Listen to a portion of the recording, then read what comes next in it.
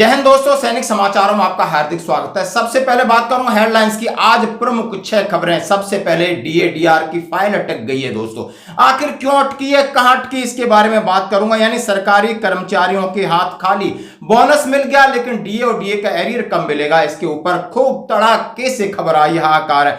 क्या सच में 18 महीने डीआर देकर सरकार कर्मचारियों को चौंकाने वाली है? बिल्कुल, खबर इंडिया.com की। आज जितने पेपरों में खबर है डीए-डीआर को लेकर, 18 महीने डीए को लेकर, दिवाली पर होगी घोषणा, सरहद पर जवानों के साथ रक्षा मंत्री और करोड़ों की परियोजना का करेंगे घोषणा और मिलेंगे जवानों से। सेना के जवान का सब रखकर रोड को किया ब्लॉक। आखिर क्या हुआ? ये सेना का जवान कौन है? ये है जेसीओ का इकलौता बेटा। हाँ जी दोस्तों, इसके साथ क्या हुआ? चौंकाने वाली खबर। और 2 जवान देश पर हुए कुर्बान।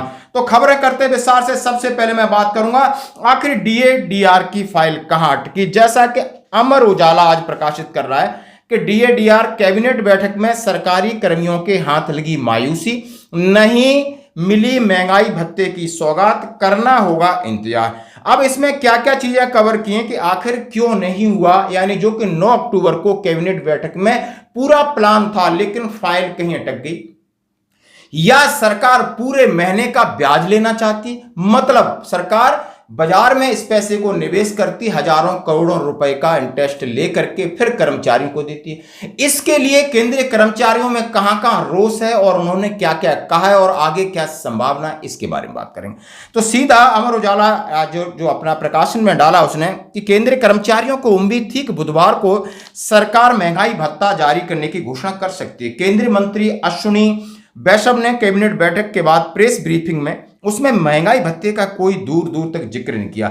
दशहरा भी इसी सप्ताह यानी कल। सूत्रों का कहना है कि केंद्रीय कैबिनेट बैठक के समक्ष डीए-डीआर दरों में बढ़ोतरी करने की जुड़ी फाइल नहीं पहुंची। वित्त मंत्रालय से अप्रूवल होकर फाइल नहीं आया, इंतजार था। अब दिवाली से पहले महंगाई भत्ते, महंगाई राहत की दरों में 4% की वृद्धि की घोषणा कर सकती है। वर्तमान में 50% दर के हिसाब से मिल रहा है। ये कह रहे, मैं नहीं कह रहा, हमारे एएसपीएन के आंकड़े 53%, 3% की कह रहे हैं। अब सरकार क्या करेगी, इनकी क्या खबर है? अमर उजाला इसका जिम्मेदार।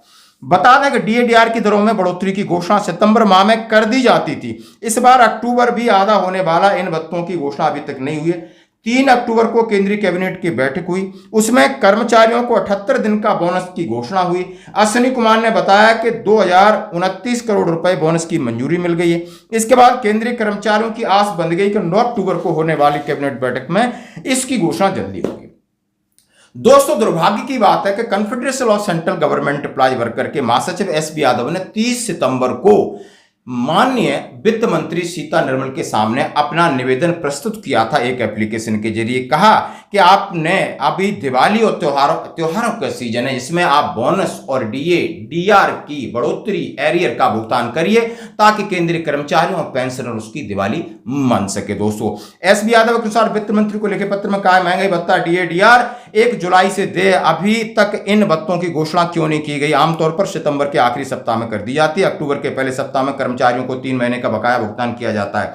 दशहरा, दिवाली, नवरात्रि सब निकलते जा रहे हैं लेकिन डीए की घोषणा नहीं हुई। केंद्र सरकार कर्मचारियों के महंगाई भत्ते को आखिर में देरी क्यों करती है? उन्होंने कहा है कि डीए-डीआर जो हजारों करोड़ रुपए का भार होता है, ऐसे में सरकार डीए-डीआर की घोषणा 3-4 महीने देरी से करती है। इस अवधि के दौरान सरकार का पैसा निवेश होता है जिस पर अच्छा खासा ब्याज मिलता है। नियमानुसार 1 जनवरी और 1 जुलाई से यह देय होता है। अमूमन सरकार 3 से 4 महीना डिले करती है। यानी अखिल भारतीय रक्षा कर्मचारी के महासंघ आईएडीएफ के महासचिव, राष्ट्रीय परिषद स्टाफ साइड के वरिष्ठ सदस्य श्री कुमार जी ने कहा सरकार को इस मामले में देरी नहीं करना चाहिए, जब ड्यू है तब देना चाहिए। उन्होंने कहा है कि सिर्फ केंद्र सरकार 48 लाख कर्मियों और 62 लाख पेंशनरों को इससे फायदा होता है। ऐसे में सरकार को हजारों करोड़ों रुपए कर्मियों की सैलरी में देने पड़ते हैं। अगर राशि में यह डिले होता है तो सरकार करोड़ों रुपए इसका फायदा उठाती है। तो दोस्तों, ये था दूध का दूध और पानी का पानी। अब मैंने 18 महीने डीए की बात कही, तो हाँ जी दोस्तों, इंडिया.com क्या कह रहा है? 7वें वेतन आयोग की ताजा अपडेट, केंद्रीय कर्मचारियों के लिए खुशखबरी। उन्होंने कहा है कि पहले संसद के मानसून सत्र के दौरान बोलते हुए वित्त राज्य मंत्री पंकज चौधरी ने कहा था कि सरकार ने अभी तक उस बकाया राशि जारी करने पर विचार नहीं किया है, जो कोविड-19 महामारी के दौरान राज्य के सामने आई वित्तीय तंगी के कारण रोक दी गई थी। हालांकि रिपोर्टों के अनुसार अब दशहरा के अवसर पर 70 लाख से अधिक कर्मचारियों को धनराशि जारी करने पर विचार किया जा रहा है। हालांकि इस संबंध में कोई आधिकारिक घोषणा नहीं है। मीडिया रिपोर्ट के अनुसार नरेंद्र मोदी सरकार महंगाई भत्ते की आगामी किस्त के साथ 18 महीने का डीए बकाया जारी कर सकती है। उन्होंने कहा है कि बकाया जो 3 किस्तें हैं, जनवरी 2020, जुलाई 2020 और जनवरी 2021, जो वित्तीय कठिनाइयों के कारण कोविड काल के दौरान रुकी हुई थी, अब कर्मचारियों वो उनके डीए के अलावा दिवाली में ऐसा भुगतान करने की संभावना है। और फिर डीए की बात करें, अब इन्होंने संभावना कही है या कहा है, लेकिन साथ में यह भी कहा है कि सरकार पहले ही इसको डिनाई कर चुकी है। तो आप जिस तरीके समझते हो india.com है। अब ये सारी खबरें आपको इलेक्ट्रॉनिक मीडिया, प्रिंट मीडिया और आप देख सकते हो बड़े बड़े न्यूज चैनल भी परेशान थे कि आखिर डीए डीआर की घोषणा होनी थी, सरकार ने क्यों नहीं की। इसके ऊपर सरकार के ऊपर सवालिया निशान है और कर्मचारियों के जो हक है उसके ऊपर सब लोग उनका सहयोग कर रहे हैं दोस्तों, क्योंकि पेशेंस बाहर हो गया।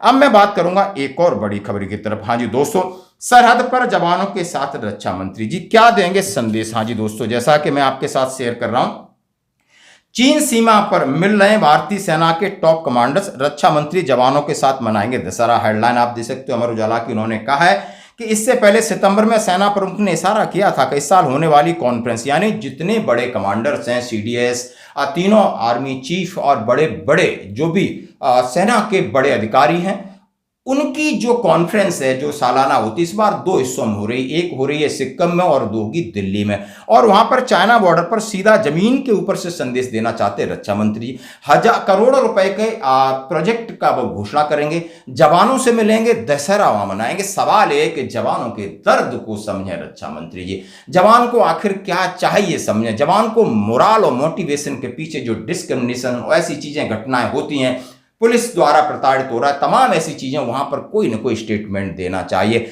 सिर्फ वहां पर भारत माता की जय, वंदे मातरम एक प्रोटोकॉल के तहत, नहीं प्रोटोकॉल से बाहर आकर दिल को टटोलने की थोड़ी सा जरूरत है। आपकी क्या राय? हम ये नहीं कह रहे कि बहुत कुछ आप पैसे की बारिश कर दिए, कुछ कर नहीं। जवान लड़ेगा और जवान त्याग करेगा, बलिदान करेगा, वो संकल्पित है, डेडिकेट है, उसका कमिटमेंट है, निश्चिंत रहिए। लेकिन जवान के मन की बात भी समझो। अब मैं इसमें क्या क्या लिखा है सीधा करें कि भारत चीन के बीच सीमा विवाद को लेकर चल रहे तनाव के बीच भारतीय सेना के टॉप कमांडर इन दिनों सिक्किम के फॉरवर्ड एरिया में है, जो 2 दिन कॉन्फ्रेंस हो चुकी है। गंगटोक में सेना के टॉप कमांडर्स की कॉन्फ्रेंस चल रही है। इस कॉन्फ्रेंस में सेना के ऑपरेशन की तैयारियों की समीक्षा की जाएगी। वहीं रक्षा मंत्री राजनाथ सिंह दशहरा के मौके पर भारतीय सेना के कमांडरों के सम्मेलन में हिस्सा लेने के सिक्किम का दौरा करेंगे। यहाँ कॉन्फ्रेंस 2 चरणों में आयोजित की जा रही। इसका पहला चरण सिक्किम में और दूसरा दिल्ली में आयोजित किया जाएगा दोस्तों। 10-11 अक्टूबर को गंगटोक में और 28-29 अक्टूबर में दिल्ली में ऑपरेशन की तैयारी, क्या क्या चीजें होंगी, तमाम प्रकार के। अब उन्होंने कहा वहीं रक्षा मंत्री राजनाथ सिंह 11 अक्टूबर को सिक्किम का दौरा करने के साथ 12 अक्टूबर को देश के लिए 2236 करोड़ रुपए की 75 परियोजनाओं की सौगात देंगे, जिनमें बॉर्डर इलाके में सड़कें, पुल, इससे बनने के लद्दाख, जम्मू कश्मीर, हिमाचल प्रदेश, उत्तराखंड, सिक्किम और फॉरवर्ड एरिया में तैनात जवानों को लॉजिस्टिक मदद पहुंचाने में, और बैंकर यानी जो आपका इंफ्रास्ट्रक्चर प्रोजेक्ट है जो बीआर यानी है, उसके लिए 3751 करोड़, यानी बॉर्डर पर रोडें हों, बॉर्डर की कनेक्टिविटी हो, बॉर्डर पर बंकर हो, बॉर्डर पर जवानों के लिए लॉजिस्टिक, एडम, खाना पीना के लिए आसानी से सब चीजें पहुंच सके, उनका इलाज किया जा सके, इसके लिए बहुत बड़े प्रोजेक्ट की घोषणा दोस्तों करेंगे। तो ये बात है रक्षा मंत्री जी की। अब बढ़ते हैं दोस्तों अगली खबर की तरफ। सेना के जवान का शव रखकर रोड जाम, देखें अनहोनी सूबेदार का बेटा। हाँ जी दोस्तों, ये एक जेशु का बेटा है और जिसका सब रख करके वहां पर रोड ब्लॉक की गई है। हाँ जी दोस्तों, और ये लड़का है, कल इसकी यूनिट से मुझे किसी ने मैसेज किया था। ये इनके पिताजी सूबेदार हैं और ये सेना में भर्ती हुआ था, अकेला था।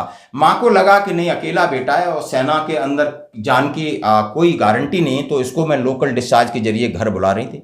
और अगले महीने शायद वो फौज छोड़ करके 2-3 साल सर्विस में घर आने वाला था। ये उसकी लास्ट छुट्टी थी, लेकिन दोस्तों आया, उसने 1,20,000 रुपए अपने बाबूलाल का नाम का कोई व्यक्ति है, इनके शायद मोहल्ले का है, तो जानकार होगा, रिश्तेदार हो सकता है, क्योंकि आपने पैसे उधार दिए। जब पैसे मांगे तो हॉट टॉक हुई, झगड़ा हुआ और उसके बदले इसको मिली मौत। यानी ये है आजकल समाज। आपने पैसे दिए, पैसा लेना भारी पड़ गया और यानी उनका घर यार बिखर गया। वो बच्चा देख सकते हो, उसका स्टेटमेंट भी देख सकते हो। किसने मारी गोली? बाबूलाल। बाबूलाल ने? पिता का नाम क्या है? और चाचा का नाम भागमल सिंह। तो गोली लगी, उपचार हुआ, तमाम चीजें हुई और फिर उसके बाद उसकी मौत हो जाती है और उसकी बॉडी रख करके रोड जाम की जाती है। और रोड जाम करने का मतलब था कि प्रशासन उनको जल्दी पकड़े, उन अपराधियों को। अब वो ये ऐसा है समाज, ऐसा है समाज जिसमें हम पैसे देते हैं, दया दिखाते हैं, लेकिन दया भी दिखानी है तो सोच समझ के दिखानी है, बातों में नहीं आना, पिघलना नहीं है। यहाँ हमारे पास भी 5 साल का एक्सपीरियंस हो चुका है। यहाँ सब लोग मतलब से जुड़ेंगे, मतलब से आपसे क्या फायदा है उतना ही रखेंगे, क्योंकि यहाँ दिमाग से खेलते हैं और तुम दिल से खेलते हो। दिमाग के आगे दिल वाले हारते हैं और ये इसका सबूत है। उस मां को पूछो जो मौत के डर की वजह से बच्चे को फौज से घर ला रही थी, घर आ भी गया था अगले महीने, लेकिन मौत को तो मौत मंजूर थी। देखो दोस्तों, इस तरीके के इंसिडेंट हमें कहीं ना कहीं शिक्षा या सबक दे के जाते हैं दोस्तों। अब मैं बात कर रहा हूं 2 जवानों की शहादत। हाँ जी दोस्तों, एक उग्रवादी हमला में सुजीत कुमार सिंह 27 वर्ष के थे, सीतामढ़ी के पश्चिम बंगाल सिलीगुड़ी में उल्फा उग्रवादियों के एक हमले में शहीद हो गए 2 छोटे छोटे बच्चे, यानी उसकी पत्नी बदहास है, आप देख सकते हो। एक 27 साल की इतनी उम्र होती है। दूसरी जगह 3-4 साल की नौकरी करने वाले मनीष बिष्ट अल्मोड़ा के रहने वाले 27 साल के, जो 18 कुमायूं के थे, वो जम्मू कश्मीर में शहीद हुए। ये देश के लिए उन्होंने अपनी जान को कुर्बान किया। अब देश की जिम्मेदारी है कि उनके परिवार की देख रेख करे। समाज की जिम्मेदारी क्या समाज आज ये कर पा रहा है? बड़ा सवाल है। यानी उसके घर में बच्चों का पिता का साया चला जाता है, एक बेटी होती है उसकी माँ का सिंदूर चला जाता है, माँ की कोख उजड़ जाती है, बाप के कंधों का सहारा चला जाता है। क्या ये समाज या सरकार ने कोई ऐसी ठोस नीति या ठोस प्लान किया है कि नहीं, कि जो देश के लिए कुर्बान होता है उसके लिए समाज किस तरह उसकी मदद करे? नहीं, ये सिर्फ फॉर्मेलिटी है, औपचारिकता है। अभी इसमें बहुत सारी गुंजाइश है। आपका क्या राय है जरूर कमेंट्स करना। धन्यवाद।